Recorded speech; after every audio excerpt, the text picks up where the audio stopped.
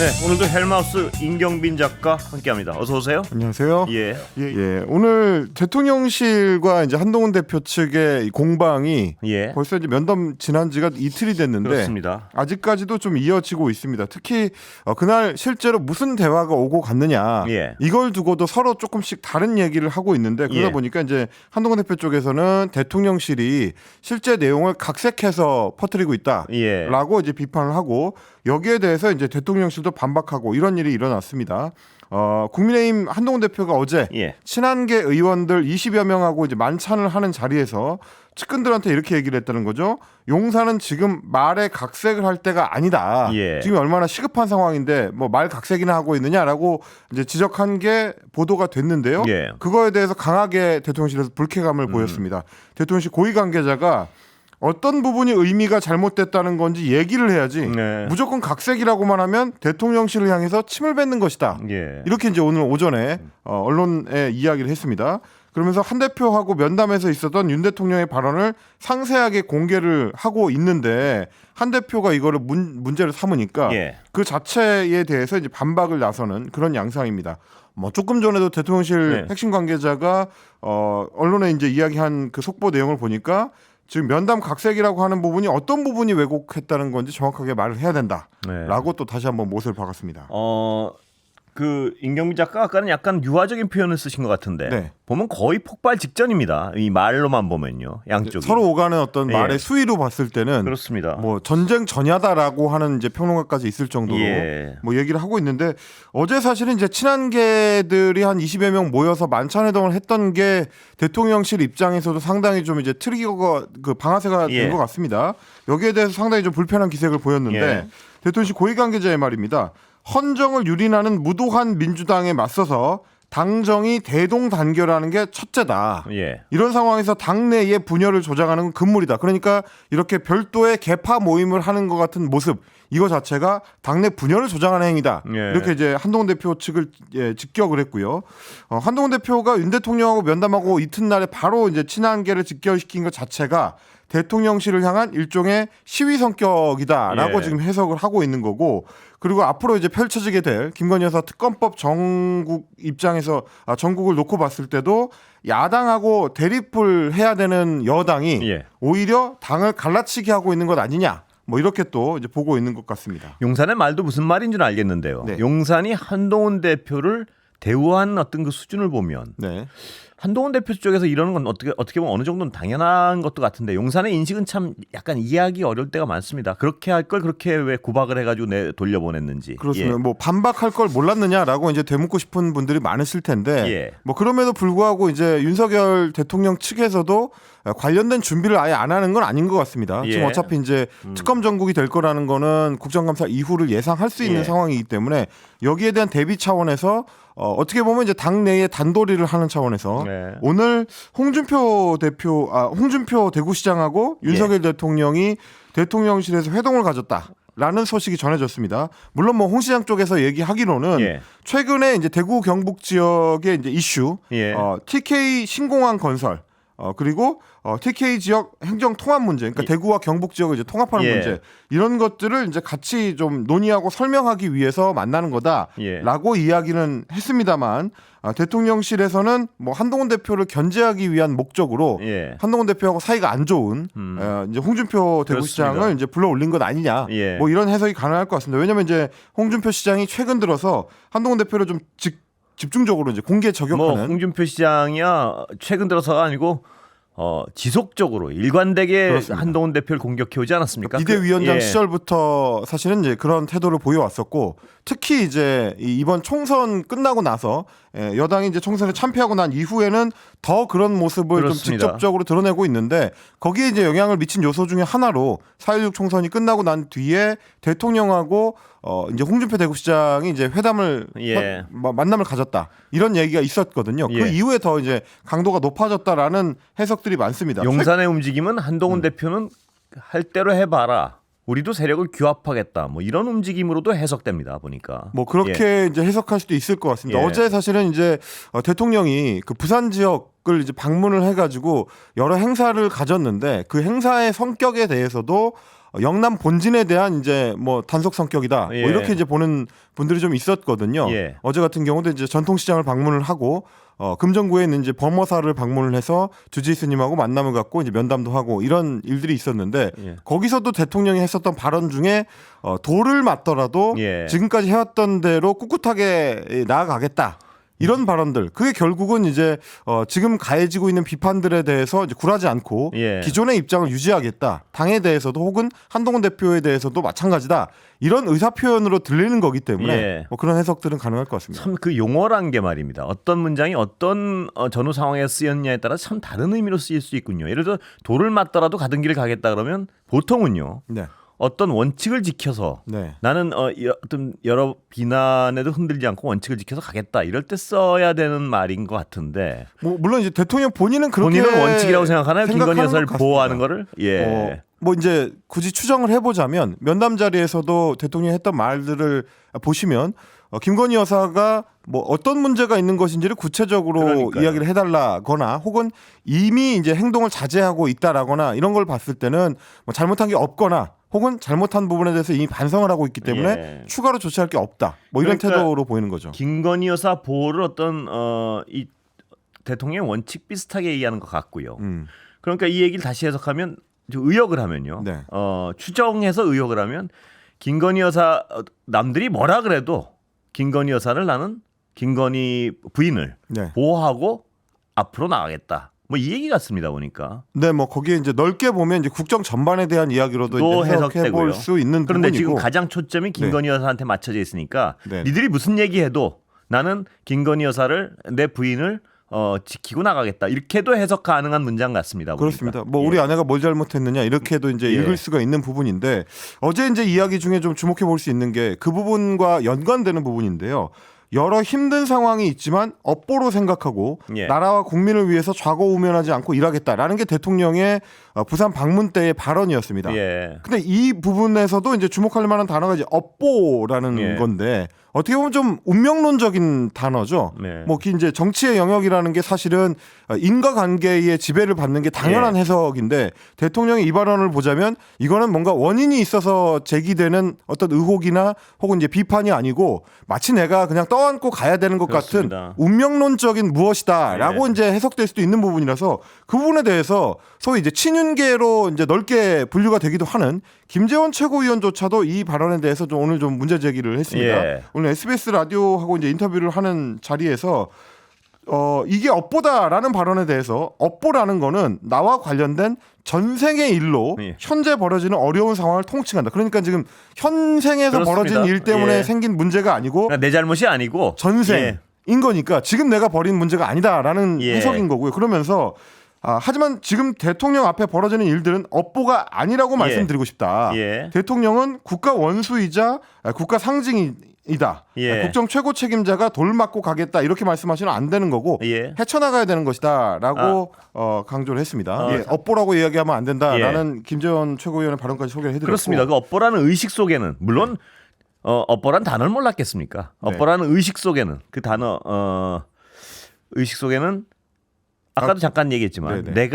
내가 직접적인 잘못을 한 건 아니지만 네. 뭐 여러 가지 상황이 네네. 이런 상황이니까 내가 네. 안고 가겠다 이거 합니다. 근데 거긴 또 업보는 반성을 할 수가 없어요. 자기가 잘못한 게 아니니까. 그게 또 연결돼 있습니다. 예. 선생의 반성하기는 어려운 그냥 거죠. 묵묵히 짊어지고 가겠다는 뜻이지. 참 단어들이 국민들 입장에는 약간 어떤 속 터지는 단어들이 많습니다 보면. 예. 단어가 좀 속 터지는 건 저도 마찬가지인데 예. 제가 통도사를 두고 대구에 있다고 얘기를 했는데 양산에 있습니다. 오늘 여러 가지로 좀 엉켰군요. 예, 죄송하고요. 예. 자, 국민의힘 소속인 김태흠 충남도지사도 예. 이 이제 용산과 한동훈 대표 사이에 갈등에 끼어들었습니다. 예. 오늘 한동훈 대표와 관련해 가지고 이렇게 얘기를 했는데요. 대표가 무슨 개파 보스냐 네. 하는 게 무슨 아마추어 같고 너무 답답하다라고 직접 비판을 했습니다. 예. 오늘 이제 본인이 이제 연설해야 될 일이 있었는데 여기서 이제 친한계의 만찬 회동을 두고 이렇게 비판을 한 겁니다.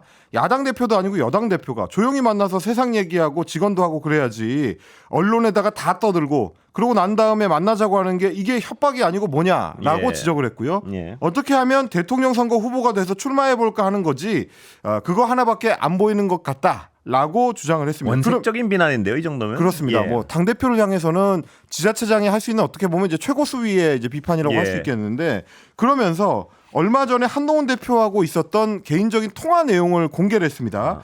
지난 20일에 김태흠 지사가 본인의 페이스북에다가 한동훈 대표를 비판하는 글을 올렸거든요. 그때 뭐라고 했냐면 검찰스러움, 순발력 있는 말솜씨와 가벼움, 관종 같은 행동이 아니라 진중하고 미래를 통찰하고 준비하는 당대표가 되길 바란다. 지금처럼 하면 안 된다라는 비판을 한 건데 이걸 올리고 난 뒤에 한동훈 대표가 직접 항의 전화를 했다는 겁니다. 그때 이제 김태흠 지사가 듣기 거북한 말을 해서 서운해가지고 전화를 했느냐라고 물어봤는데 한동훈 대표가 한 거는 이런 답변이었습니다. 서운한 게 아니다. 그건 욕을 한 거죠. 라고 이야기를 했다는 거고요. 그러니까 이제 한동훈 대표 입장에서는 검찰스러움이라든지 관종이라고 한 게 욕이라고 들렸나 보다라고 이제 김태흠 지사가 평가를 했고 그러면서 듣기 거북해도 욕은 아니다라고 이제 항변을 했더니 한동훈 대표는 당원이 어떻게 대표한테 욕을 할 수 있느냐라고 받아치더라. 그런 게 검찰스러운 것이다. 이렇게 이제 김태흠 지사가 이야기를 했습니다. 아까 초반에도 말씀드렸지만 이 말들만 딱 보면요.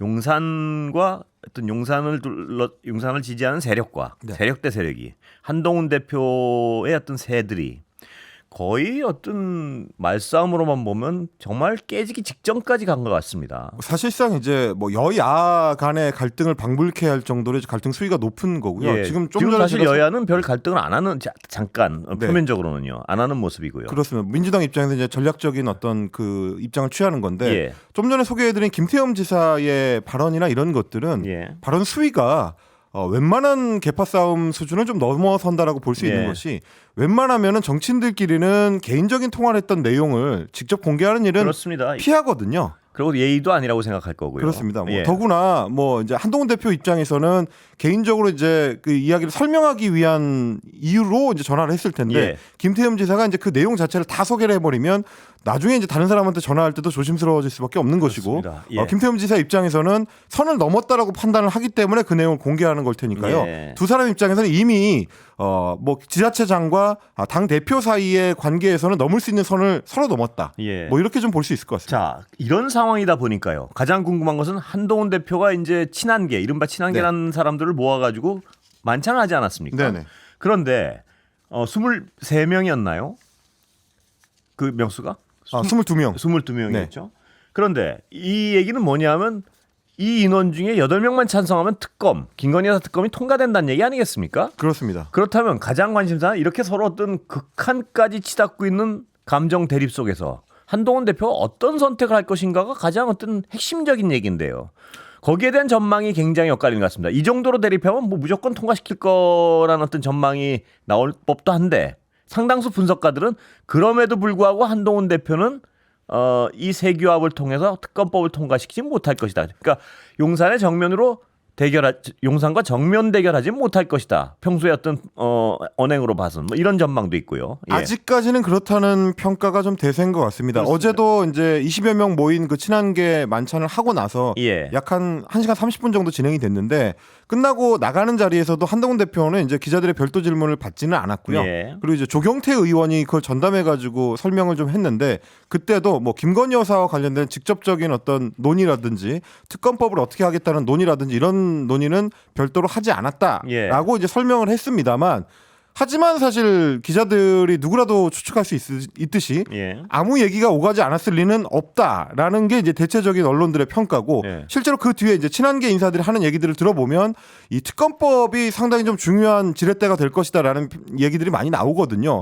거기에 대해서 그러니까 이 친한계의 만찬 회동에 대해서 용산 대통령실이나 친윤계가 이제 민감하게 반응하는 것도 특검법을 고리로 뭔가를 하는 것 아니냐라는 이제 우려 때문에 이제 나오는 얘기인데 다만 오늘 아침까지는 한동훈 대표도 특검법에 대해서는 여전히 좀 선을 긋고 있습니다. 대신 오늘 한동훈 대표는 특검법 대신에 특별 감찰관 문제를 꺼냈습니다.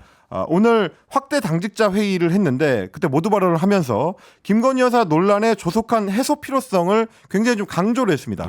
이재명 대표가 이제 11월에 재판 결과가 나올 텐데 그 전까지는 김건희 여사 문제가 수면 아래로 가라앉을 수 있을 정도로 정리가 돼야 된다라고 직접적으로 언급을 하면서 우리는 특별 감찰관 추천 절차를 진행하겠다고 국민께 여러 번 약속을 드렸다.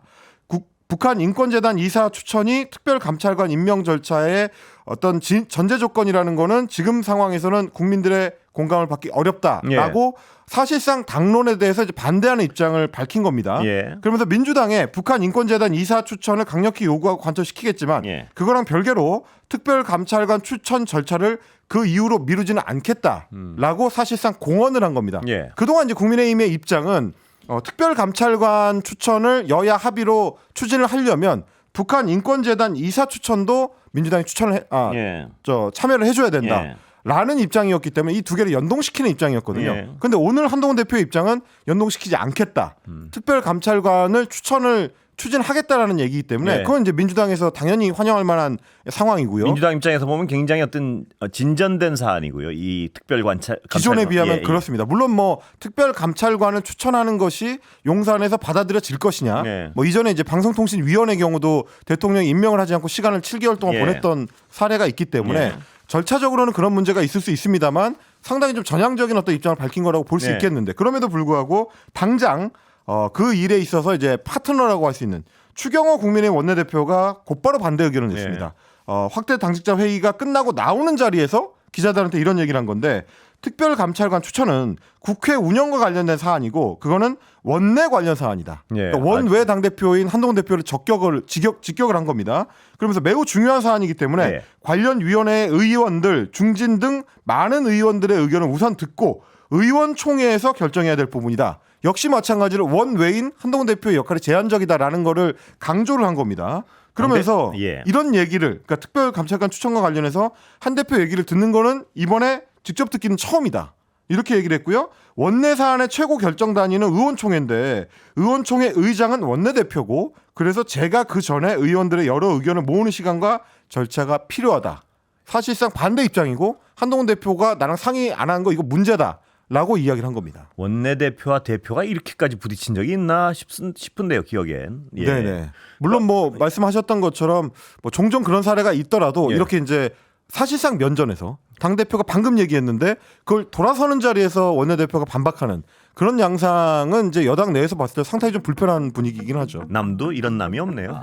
명태균 씨 얘기를 좀 해봐야 될 것 같은데요. 네, 명태균 씨가 어저께 CBS 라디오 박재홍의 한판 승부를 출연을 해가지고 굉장히 좀 긴 시간 인터뷰를 했는데요. 전화 인터뷰였습니다. 그런데 거기서 좀 특기할 만한 발언들이 몇 가지가 나왔습니다. 저도 이제 생방송으로 이제 시청을 하면서 굉장히 좀 독특한 화법을 구사하는 사람이다라는 걸 다시 한번 좀 실감을 했는데 박정훈 앵커가 이제 질문을 해도 질문한 내용에 바로 이제 정확한 답변을 하는 게 아니고 이제 굉장히 본인이 하고 싶은 이야기 쪽으로 좀 끌어가는 방식의 화법을 구사를 하더라고요. 그런데 좀 특이할 만한 대사가 이런 부분이 있었습니다. 내가 말을 못해서 가만히 있는 줄 아느냐. 보수 언론들이 일제히 저를 두고 전과자, 사기꾼으로 공격을 하고 김재원 씨 등이 공격하기 시작하더라라고 이제 푸념을 하면서 핵심적으로는 저를 건드리지 않으면 그런 식의 반응을 보이지 않을 것 같다라고 하면서 검찰 조사를 빨리 받아서 빨리 정리됐으면 좋겠다라고 얘기했는데 그게 무슨 말이냐면 대통령실에서 그런 발언들 그러니까 이제 전과자라거나 사기꾼이라거나 이런 발언들을 하고 나서 보수 신문이나 김재원 씨가 그렇게 나를 공격했기 때문에 방어 차원에서 공적 대화를 공개할 수 있다 이런 식의 이야기를 했다라는 설명이었습니다. 그러면서도 여전히 뭐 강혜경 씨가 그 국정감사를 통해서 제기했었던 여러 주장들에 대해서 이제 강력하게 부인을 했는데 외교 일정이나 인사 문제 등등 국정에 개입했다라는 발언들 여기에 대해서 상식적으로 그게 가능한 일이냐. 비서실장이라고 해도 대통령 비서실장이 순방 일정을 바꿀 수가 있겠느냐. 저같이 시골에 사는 사람이 어떻게 그걸 바꾸느냐라고 일축을 한다든지 그러니까 자기 하고 싶은 얘기는 다 하는군요. 그러니까 변명하고 싶은 분은 변명하고. 근데 이제 문제는 뭐냐면 뭐 어제 이제 그 인터뷰에서도 몇 번 박정우 앵커가 질문을 했습니다만 이런 발언들이 이제 강혜경 씨의 일방 주장이 아니고 주로 명태균 씨한테 들었다라고 이제 하는 이야기이거나 혹은 실제로 녹취를 통해서 음성이 공개된 내용들이거든요. 본인이 했던 얘기인데 본인이 부정하는 것 같은 그런 맥락들이 이제 여러 번 노출이 됐기 때문에 과연 지금 명태균 씨가 방송에 나와서 하는 얘기들이 신뢰할 수 있는 수준의 이야기인가? 굳이 따지자면 강혜경 씨처럼 증인 선서를 하고 국정감사장에서 만약에 그 발언이 거짓일 경우에 처벌받을 각오를 하고 나오는 사람의 발언과 예. 명태균 씨처럼 정작 국정감사에는 무릎이 아프다고 하면서 이제 출석을 못하겠다라고 이야기해놓고 자기가 일방적으로 얘기할 수 있는 방송에 출연하는 방식 예. 이게 이제 어느 쪽이 더 신뢰감이 높을 것이냐 하는 문제가 있을 거고요. 네.